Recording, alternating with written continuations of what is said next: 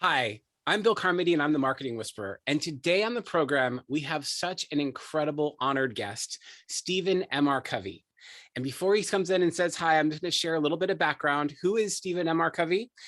He is the co-founder and CEO of Covey Link and the Franklin Covey Global Trust Practice, and the author of the New York Times internationally best-selling book, The Speed of Trust. A sought-after and compelling keynote speaker, author, and advisor on trust, leadership, ethics, culture, and collaboration, Covey speaks to audiences around the world.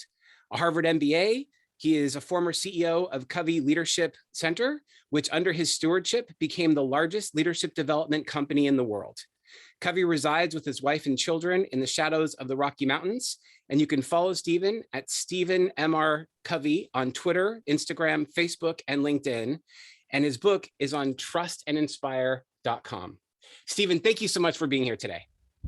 You are welcome, Bill. I'm absolutely excited, delighted to be here with you as well. You know, one of the things I want to just start off with today is just how impactful your father had on my life. I read The 7 Habits of Highly Effective People either as a late teen or early 20s. I can't remember exact date. And one of the things he had in his book was start with the end in mind. And part of that was an exercise in his book where he said, actually go to the ultimate end, your death, and craft your funeral, write out exactly who's going to be there and what do they say. And I got to tell you, that changed the entire trajectory of my life. It really helped me get crystallized and clear as to what I'm up to and what I'm all about. And what really moved me in your book was you had something similar when you were 7 years old. I'd love if we could start off on that particular story. Absolutely. So this is this same person that inspired you. My father, he inspired me.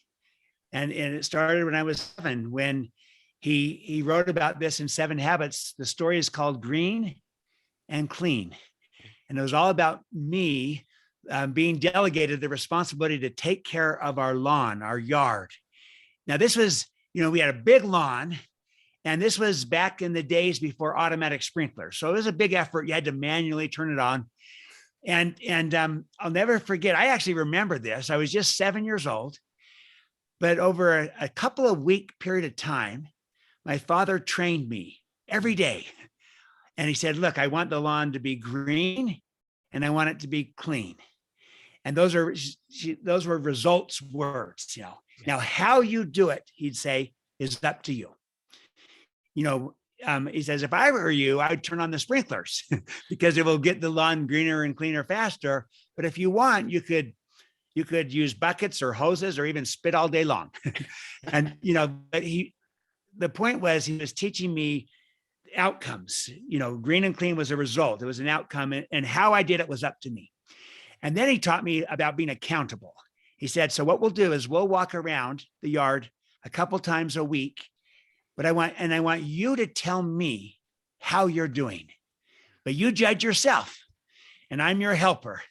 And so you judge yourself. And if I have time, I'll always help you. And so, after 2 weeks of training, he now turns the job over to me. Well, as you might imagine, as a 7-year-old boy, I did nothing. Nothing. Goose eggs. Saturday goes by, nothing. Sunday, nothing. Monday, nothing. Tuesday, Monday. Wednesday. It's been 5 days. This is in the middle of the summer. It's scorching hot. The lawn is turning more and more yellow by the day. We'd had a barbecue over the weekend, and there was garbage all throughout, scattered and strewn throughout the lawn. And it was anything but green and clean. And my dad later that day said that he was just about ready to just yank the job right back from me and just realize, you know what, he's too young. He can't do this, and just go for, efficiency, command and control type of thing. But he didn't do it. He remembered his purpose. And he said that his purpose was to raise kids, not grass. Mm-hmm. So he stayed with his purpose. But then he did go back to the agreement that we'd set up.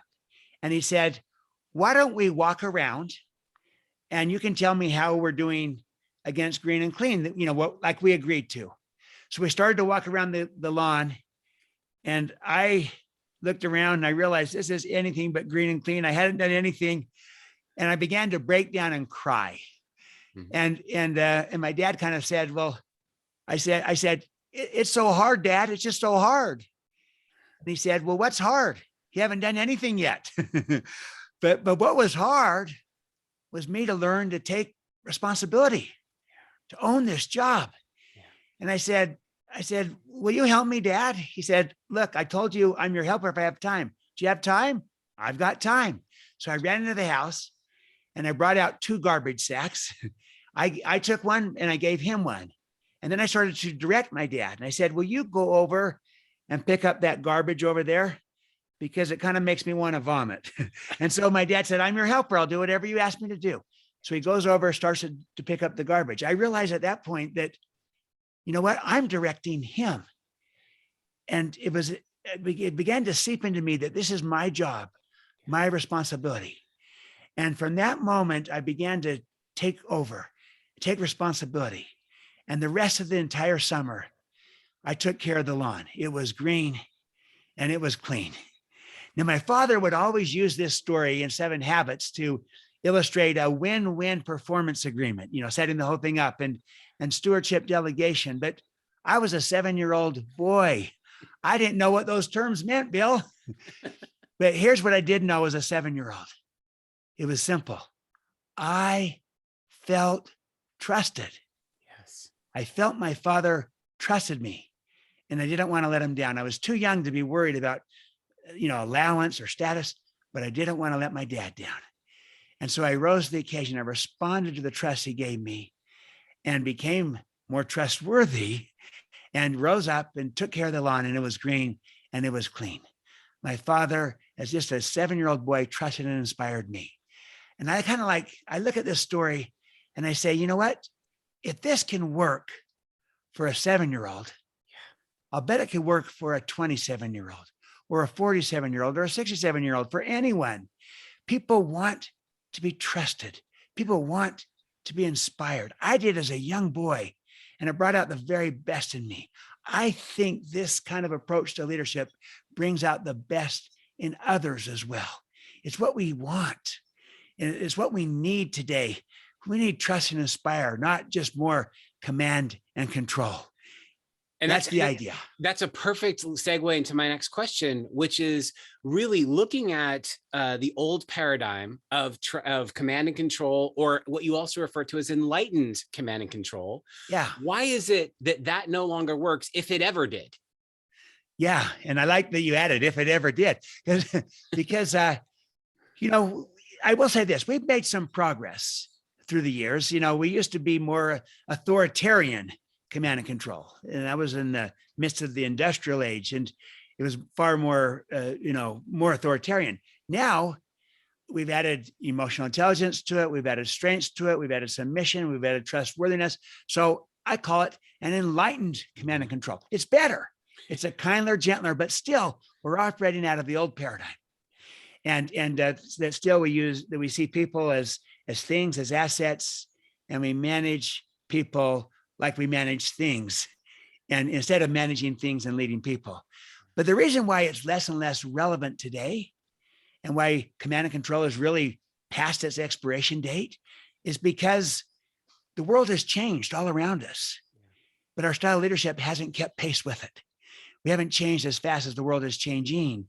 And so in this changed world where technology has changed everything, the nature of work is more collaborative, interdependent. The workforce is more diverse than ever before, with multiple generations. The workplace has changed. It's work from home, work from anywhere, hybrid, remote, intentionally flexible work, combinations.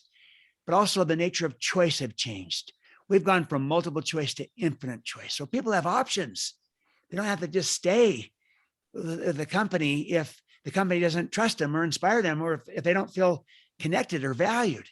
They have choices and options. And so in this new world of work, it puts a greater premium on 2 imperatives.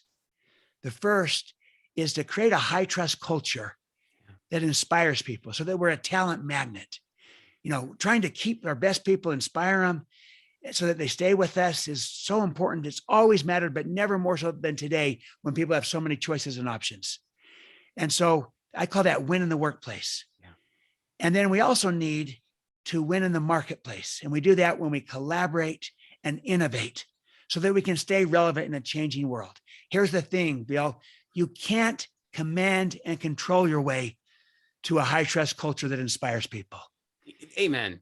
Amen. And you can't command and control your way to collaboration and innovation. So in a word, relevance, it doesn't work anymore. Yeah. And it never fully did, but it certainly doesn't today. We have to do it through trust and inspire. Better way to lead in a new world of work.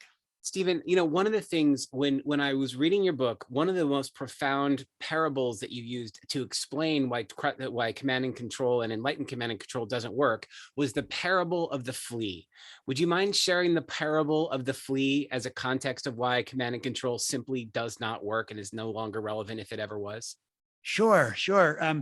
We don't see the fleas, so we have to use microscopes, but the whole parable is that you put fleas in a container and they will kind of jump out of the container.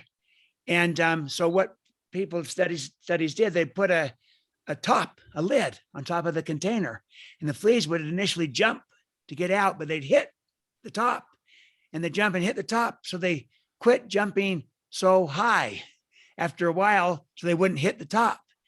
And then you would later take the lid off, and the fleas would just jump that shorter distance. They would not jump as high as they did before, fearful that they're going to hit the container, the lid. In a sense, it's how we've often managed people. Yeah. We try to contain them. We try to control them. We put in effect a lid on top. And when they jump too high and go outside, we say, whoa, stay within your lane, but what's happened is we almost condition them to give what's needed, to give what's required, but don't necessarily go above and beyond. And because we got to contain them, they're people to be contained and controlled, not people to be unleashed, and not potential to be developed and unleashed for the service of our mission, for our clients and for them. And so it's kind of like that. We're too much containing and controlling.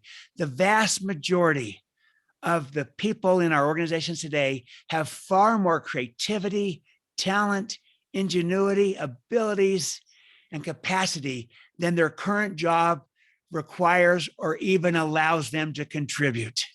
They're capable of so much more. In a sense, it's like we have a lid to contain it. And yet we've got to do more with less. And yet people have more to give. Look at that gap. What's wrong with that picture? We've got to unleash this. We've got to develop this, see it, and then put it to help solve our problems and our opportunities. And so that's the idea of the parable of the flea. It's a command and control paradigm of containing people. And then you do it long enough and they start to contain themselves because they learn, they've been scripted in it, instead of unleashing people and tapping into that potential and that talent, that greatness that's inside of them. So stay with that for a moment. Why is trust and inspire such a just substantially better paradigm to operate from within companies today? Because I think it more accurately sees people for who they are as whole people, not just economic creatures, that just want a paycheck. That's your body. They also have a heart, a mind, a spirit. They want to connect. They want to develop. They want to contribute. They want to matter. They want to make a difference. What matters to people is mattering. Yes. And meaning. I saw this person wearing a t-shirt that said, "Will work for meaning." I work for a mill. But I want to work for meaning. Yeah. And people want to make a difference. They want to matter. They want significance. And so rather than trying to motivate them, which is command and control, carrot and stick, we want to inspire them. Trust and inspire, the whole idea that you breathe life into them, whereas command and control sucks the life out of them. And so it's more accurately viewing people as whole people. It more accurately views people as having greatness inside of them. Not just a few people, but everyone having the potential for greatness. And our job as a leader is to see it, to communicate it, to develop it, to unleash it. We're like a gardener, and the power, the life is in the seed. The power of the life is in the people. We're trying to cultivate, create the conditions for the seed, for the people to flourish, to blossom. And versus contain and control them, and not seeing the potential, the greatness, or only seeing it in some. Your high potentials, but you don't see it when you label other people as no growth opportunity. We need a growth mindset, not only for ourselves, but for everyone. Everyone. Changes Absolutely. everything. So that's a more accurate view of people. And then Trust and Inspire is a more accurate view of leadership, because it sees leadership as the idea that there's enough for everyone. Yes. There's, and if you believe that, if you have an abundance mentality, then we want to elevate caring above competing. Yes, let's compete in the marketplace, but within the workplace, let's collaborate. Let's focus on caring as a means of really building connection and inspiration and bringing out the best in people. And too many organizations are still competing within themselves because they operate with a scarcity mindset. Yeah. You know what? Scarcity might be good economic theory, but it's lousy leadership theory and practice. And, there's an abundance of the most important things in life, like love and caring and compassion and concern and respect and trust and collaboration and innovation and creativity. It's not a scarcity for that. There's an abundance. And so this is a more accurate view of leadership, but also viewing leadership as stewardship, meaning it's about responsibility, not about rights. Yeah. It's not about position. It's about what you can do for others. So you elevate service above self-interest. And so all of this is kind of a better way of viewing people and of viewing leadership that's more accurate, more complete, more relevant for our times. That's why this is so critical. That's why it unleashes people, because we see them for who they really are and who they can become. You say this in your book, and it feels like this is the right place to ask this question. Is I can already hear some of the people who are watching this interview, and they're saying, you know what, I would love to trust people, but I've been burned. I had this business partner and they totally took advantage of me, or I had this employee and I put so much trust in that person and they stole from me, or this thing happened, or that circumstances. Yes. What do you say to those people who's like, I just can't trust anymore? I just can't do it. What do you tell them? Yeah. I would say this, that I feel you. I've been burned too. Most of us have. But what I've learned is, don't let the person who abused your trust tell you about the many who will be inspired by it. Don't let the 5% who you can't trust define for you the 95% who you can. It's natural that once we've been burned to become a little bit more careful, but that is not how we're going to lead and bring out the best in others. And too often we allow the risk and the fact that we've been burned to define how we now go forward. I looked at Warren Buffett, the great investor. He's also a great leader. This was back when everyone was reporting to him. He had acquired 77 companies. He's got 77 direct reports. You can't do that unless you're trusting them, right? Because you can't, how do you manage 77 people? You got to trust and inspire. Well, this was about a decade ago, somebody abused his trust and did something that was called front running, where they recommended he buy a company that he had a vested interest in, didn't let Warren know that. It technically wasn't illegal, but it clearly was not ethical in Warren's mind. Warren immediately let him go. So he'd just been burned by somebody who took advantage of the huge trust Warren extends. But what was interesting, while he let the one person go who abused his trust, he didn't change how he led the other 76 direct reports. He stayed trusting of them. And I think one way of thinking about it, Bill, is this idea that, yes, to trust others is to take a risk, but not to trust others is also to take a risk. And I think not trusting is the greater risk, because if we don't trust people, they're not going to trust us back. If we don't trust people, we're not going to inspire them. We're not going to give them opportunities. We're not going to develop their capabilities. They're not going to be allowed to create and innovate and rise to the occasion and perform better and do things that better than we ever even thought was possible, and prove that trust justified. So there's a risk in either direction. And I'm not advocating just a blind trust where it's indiscriminate.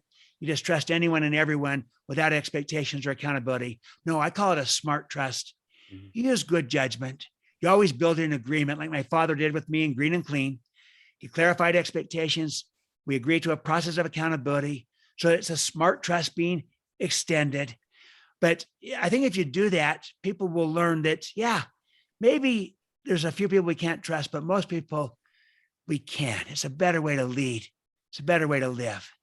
Can I share a little quick story of how this gets codified? Absolutely. So I was with a dean of a business school and this up and coming business school. And he told me the story. I was talking about the importance of being trusting as leaders. He told me the story of how they were recruiting this superstar professor. And the professor had a lot of reasons why he wanted to come to that school, because his family lived there, he could live there. And this would really put the school on the map to bring in such a talented superstar. They rolled out the red carpets. They had all the faculty involved. They had the president, everyone involved. And then when he left to go back to where he lived, he told the dean, "Hey, I think I really want to come here." But then he had to submit his expenses to get reimbursed for the trip, because they were recruiting him. They brought him out. And when he turned in his expenses, he turned in his airline receipt. And then the dean had to sheepishly call him up and say, "Hey, I know you turned in your receipt, but we actually have a rule, believe it or not, that we have to have a copy of the paper ticket stub of every ticket that we reimburse. And, you don't happen to have a copy of your ticket stubs?" And he said, "No, I don't use a paper ticket. I have it on my phone. I just scan it." And he goes, "Oh gosh, we got to somehow get a copy because I can't reimburse without it." And what had happened there is, I'm sure somebody years ago abused the system and submitted a report without really making the flight. And they probably ended up paying money out they shouldn't have. Because of that one person, they had built a rule, a control to make sure that it could never happen again. And because of the one, they penalized the thousands that followed and made them do that. And this professor ended up saying, "You know what? I just think it's not going to work. I'm going to stay where I'm at." And he said, "Why should I go there? They don't trust me, and they don't trust anyone. Yeah. And I don't want to work at a place that doesn't trust me." And but it got institutionalized in this system where we allowed the one person who couldn't be trusted to penalize the many who could. Many organizations have those kind of rules operating now. And it just screams distrust. We've seen it through the pandemic where some people have really built trust with their people as they worked from home, and others, people are working from home, but they feel they're just being micromanaged from a distance.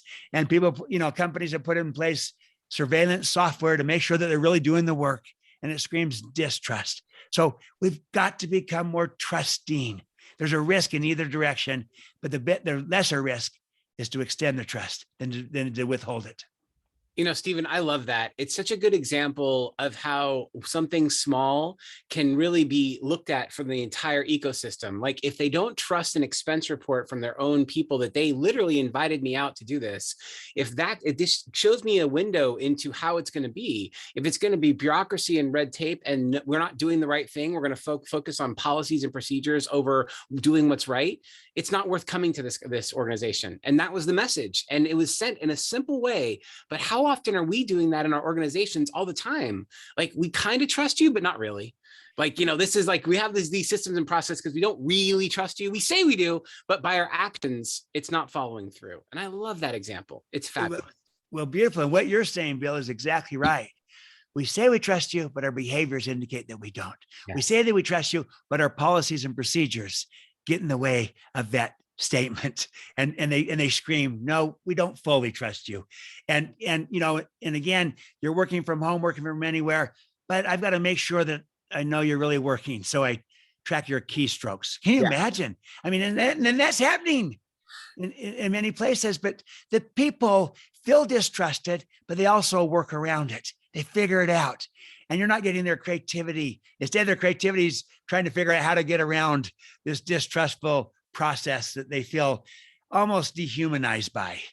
That's what I mean. Command and control sucks the life out of people, relationships, teams, cultures, especially in its most archaic form. Whereas trust and inspire breathes life into Yes. relationships, teams, cultures. And Stephen, I want to flip it now because we spent a lot of good time on trust, and the thing that for me that was most inspiring in your own book of Trust and Inspire was the stories of inspiration. Yes. And one that I'd love to kick us off with was the former CEO of PepsiCo, Indra Nooyi, right? And she had actually gone to India herself, had noticed something really powerful, and came back and took this really amazing action. Will you tell the story of what you heard and what she shared with you? Absolutely. She told me this personally a decade ago, and now she's written her memoir, and she's talking about it more now. But here's what happened. She'd just been named PepsiCo CEO. That's a big thing. And so she went to India to visit her mother. Her father had already passed away, and they were going to celebrate Indra becoming CEO. And so all these people came over to her mother's home. Indra was there. And what Indra noticed was that people would not go up to Indra and congratulate her on, being named the CEO. Instead, they would go up to her mother and they would say to her mother, to Indra's mother, "Wow, what a great mother you are. What a great parent you are to raise such a talented, successful daughter who's become the CEO. You deserve enormous praise and credits and, accolades." And Indra said it was just person after person after person. Praise to her mother, not a word to her. And she was okay with that, but she was actually kind of blown away by how people focused on her mom, and she was happy with that. So when she came back, she said, "You know what? I've got all these great executives that I work with that are part of my team. And just like I saw what this did for my mother, how it just thrilled her. And I actually liked watching this and how it was so affirming to my mother. What if I did the same thing for the parents, the mom or the dad of my direct reports, of my leadership team?" So she wrote letters to the parents of her leadership team. Sometimes it was both the mom and dad, sometimes it was separate or depending on their life situation. But she wrote one time it was over 400 letters to these parents, thanking them for raising such an amazing son or daughter that was an executive on her team, that was so important to the work that they were doing all around the world, and that they do it better because of their son or daughter. And she praised them for raising such an amazing child. And what this did is it impacted everyone. The parents loved it. They hadn't, heard something like this since their kid was a young child, and or maybe never. And they loved it. They felt validated. They felt affirmed. They all loved Indra. I'll tell you that. They all loved Indra, but also her executives. They loved what it did to their parents and how it inspired them. And people walked away from this just feeling, I love what Indra has done. She's inspired me. She's inspired my parents. And that really, I feel a sense of caring. I feel a sense of belonging, and that inspires me. And that was an extraordinary act to write letters to the parents, but it just demonstrated the care, the concern, the sense of belonging. And anytime you're connecting with people through caring and belonging with a practice like that, that inspires people. And here's the main point I'm trying to make with this whole idea of inspiring others is that inspiring others is a learnable skill. It is something that everyone can do. In fact, it's our job as a leader to inspire others. It's not just for the charismatic. Yeah. Bill, I think too often we've conflated charisma with inspiration and think, hey, to inspire, you got to be charismatic.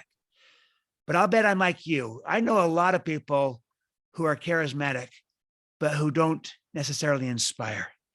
And I know other people who no one would call inspiring, who no one would call charismatic in terms of their personality and the like, but who are extraordinarily inspiring because of how they connect, how they care, how they tie people to purpose.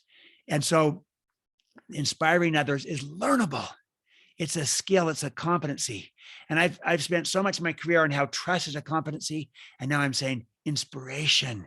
Inspiring others is a competency, a learnable skill that we can learn to do by connecting with people through caring and belonging, and connecting people to purpose, to meaning and a contribution. And to me, that particular example was so profound, because there's nothing but time.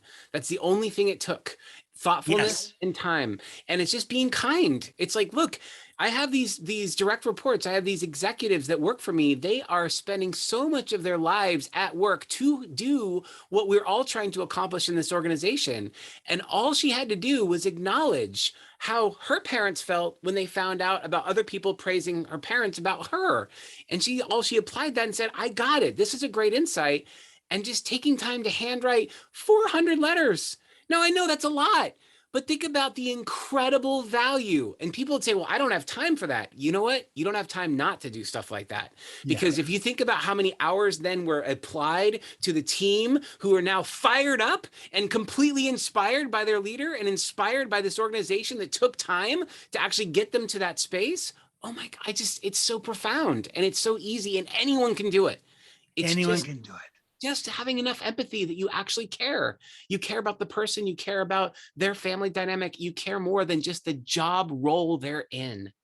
It is exactly it. It's that simple, and yet that difficult, in that you have to be willing to demonstrate that care. It takes time, but that didn't take necessarily, a lot of skill or expertise in different areas. It was just a demonstration of caring. And there was insight in it. Yeah. That there's an empathy and understanding, but it just was a commitment to show that you care. And we all can do that. And it was the other thing that was so interesting about your book was not just that everyone can do it, but the other thing that really was profound as you're sort of laying this out is connecting a person's individual mission, purpose, and vision to the company's mission, purpose, and vision. Taking the time and saying, look, what you're up to is what we're up to. And if they don't see it, helping them see like what it is that they care about in their own personal transformation, in their own the self-actualization, that it can be accomplished here in the role you're in. Let's examine that together. It was like the story we've all heard about the janitor from NASA and saying, John F. Kennedy came in and said, hey, what are you doing? And so I'm helping to put an astronaut on the moon. Through my janitorial services, I am contributing to the vision we all have. Absolutely. That's inspiration. That is inspiration. And we can do it at every level. Yeah. The JFK story with the janitor shows you it can go to every level. They're all part of this mission, this purpose. I think of another example I gave in the book is the story of Pepperdine University. Yes. And their School of Business, the Graziado School of Business. And they say, we are about not just preparing leaders who are best in the world, but rather leaders who are best for the world. Best for the world leaders. Now imagine if you're a professor there, that inspires you. Imagine if you're a student there. I want to become a best for the world leader. Imagine if you're a staff member, you're on the team. Imagine if you're the janitor there. We are about producing best for the world leaders. You're making that connection. I call this co-purposing, overlapping individual purpose and organizational purpose as best you can. Now look, in some organizations, there might be a huge overlap. In other organizations, it might be smaller, but I think if we're intentional and deliberate about it, that we can find that there's probably a more overlap than maybe people initially thought was possible. Even if all the overlap is around, we care about developing you and your potential and your passion. And because that matters to us, and I'll bet that matters to you. But there's probably a lot more overlap than we might think. We just got to become more deliberate about it. This is the connection. So there's the personal connection where you connect with people through caring and belonging, but then there's the purpose connection by connecting to people to purpose, to meaning, to contribution, by helping them find their why, find their purpose, so that you can then connect the organization's purpose to their purpose in a way that works for them and is inspiring. So yes, everyone can inspire. Stephen, when I read your book, I read it like I was taking a final. I mean this. I was reading with my pen, underlying key things. I took the back of the book and I was writing notes. I probably have over 100 notes that I took on your book itself because I want to reference it because it's that valuable in all the things you've shared. And so I know we've talked about a lot of different things today, but if you had one thing that you want your audience to take away from this as you think about this book and the impact it's going to make in the world, what's the one thing that's really important you want people to remember? I would say this, that we need trust and inspire leaders today more than ever before, because people are capable of so much more than our current style of leadership is unleashing, is creating. The gap is too great. And the way I would think about it is this: if you think through, I ask our listeners, our viewers to think through this. Think of a person in your life who was what you might call a trust and inspire leader for you. Someone who believed in you, someone who took a chance on you, someone who had confidence in you, someone who maybe believed in you more than you believed in yourself, someone who trusted you and who inspired you. Could be a parent, a coach, a family member, could be someone at work, a mentor. But think of someone who was that person for you. I'll bet most of us have someone like that. Some of us maybe more than one. Now, what did that do to you? Did you need to be managed when you had such a person that believed in you? No. Did you need to be directed and dictated to work harder, become more committed? No, you felt inspired. You wanted to prove that kind of trust justified. You didn't want to let that person down. You brought out the best in you. You certainly reciprocated the trust right back to them, and you began to believe in yourself like they believed in you. It brought out the best in you. Now, so if you think about, you probably remember that person throughout your life. You get it lit up when you describe it. Now, what if you could become that kind of person for someone else? What if you could pay this forward? What if you become that person for another, and then another and another? See, we live in a world that is dangerously low in both trust and inspiration. And we need someone to go first, someone to become the trust and inspire leader in a command and control world, someone to become a trust and inspire leader in a command and control company. Someone needs to go first. Leaders go first. So my advice, go first. Be the one that takes the leap. Be the one that becomes trust and inspire, that becomes a model of the kind of leadership that is needed today. Because when you become a model, you can then become a mentor, and you can show the way forward, the path forward, that there's a better way to lead, and certainly a better way to live in our world today through trust and inspiration versus commanding and controlling. It's past its expiration date, but trust and inspire is ripe and relevant for our times. Become that person. Go first. That's my takeaway. Beautiful. Stephen, this is one of the most profound books I've read in as long as I can remember. It is so on point. It has everything in there. It seems like such a simple concept, and it is, and yet it's profound in its applications. That's what is so amazing about this book, is that it is complex in its simplicity. There's so much richness in when you really start to unpack the stories, how Microsoft and was able to turn around from 300 million to what was it, $2 trillion, by being able to look at how you employ trust and inspire organizations. And you just went after example after example after example and showing exactly where this works and why command and control and enlightened command and control just is ineffective.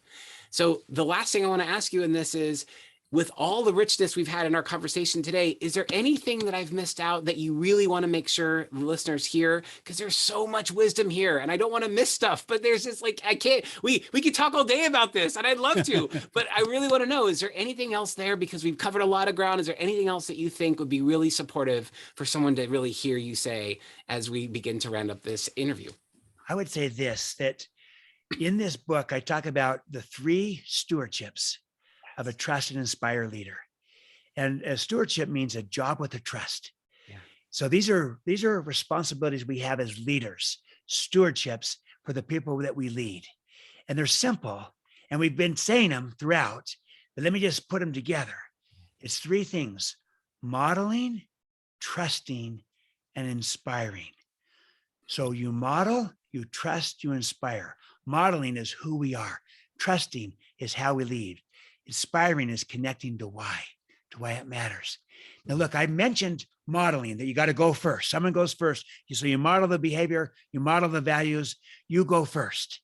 We've talked a bit about inspiring, about how you inspire others when you yourself are inspired, but also you inspire others when you connect with people through caring and belonging, like Indra Nui and what she did, but also when you connect people to purpose, to meaning, to contribution, like Pepperdine, Graduate School of Business, Graduate School of Business, and like NASA, that you inspire through purpose, overlapping purpose, co-purposing, that inspires. I'll come back to trusting. And I want to just say this, that I want to distinguish between being trustworthy and having trust, because you could have two trustworthy people working together and they're both trustworthy, and yet no trust between them, even though they're both trustworthy, if neither person is willing to extend trust to the other. So here's the learning. In order to have trust, we have to be both trustworthy and trusting. And I think the bigger gap in the creation of trust is less that we're not trustworthy enough and more that we're not trusting enough. And so, yes, be smart about it, use good judgment, but I think we all need to be challenged as leaders of asking the question, how can I be more trusting in order to ignite the capabilities that people have, in order to give people those opportunities, in order to have people do their best work, in order to generate a reciprocity where they trust me back, and in order to inspire others, because to be trusted is the most inspiring form of human motivation. It brings out the very best in all of us. And today we need our very best. We will unleash it when we trust. So modeling, trusting, inspiring. We need all three. And I would just say to our listener, pick one of those to work on as we walk out of this podcast.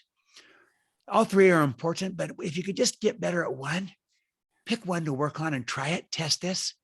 And if you find it is helpful, then maybe you'll say, I want to go deeper. And, you could do that with the book, other ways, but listen, I invite our listeners to apply this. Yeah. Pick one of the three stewardships to work on: modeling, trusting, and inspiring, that will help you become more of a trust and inspire leader. So that would be my addition I would add to it. Stephen, that lands so powerfully for me. It really does. It's such a beautiful way to bring together all the incredible wisdom that you've unpacked in your book and what you've shared with us today.